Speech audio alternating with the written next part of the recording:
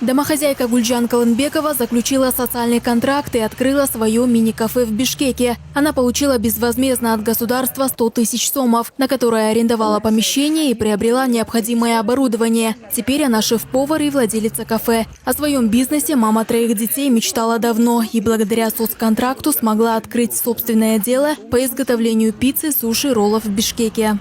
Я считаю, это огромная помощь именно таким мамам, как я. Это, во-первых, и материально, и морально. Вот, мама знает и чувствует, что есть поддержка именно от государства, от социальной защиты.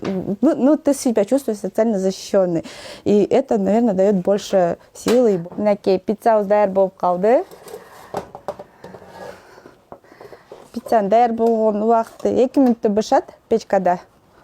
Блюда уже начали пользоваться хорошим спросом у населения. Ассортимент будет только расширяться, признается хозяйка. Жители с удовольствием заказывают полюбившиеся наборы суши на дом. В кафе также имеется услуга доставки.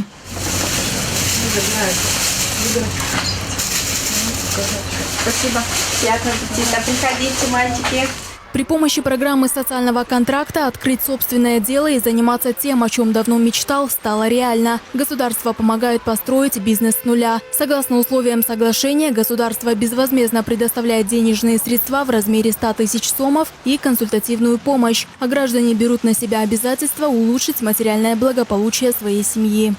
Основной целью является содействие малообеспеченным семьям, состоящим на учете в районных управлениях соцразвития, оказать им содействие в выходе трудной жизненной ситуации и дать толчок для развития собственного бизнеса. То есть в последующем, чтобы они не просто состояли на учете и получали как малообеспеченные пособия, а именно могли начать какой-то маленький самостоятельный бизнес, чтобы в последующем могли содержать свои семьи.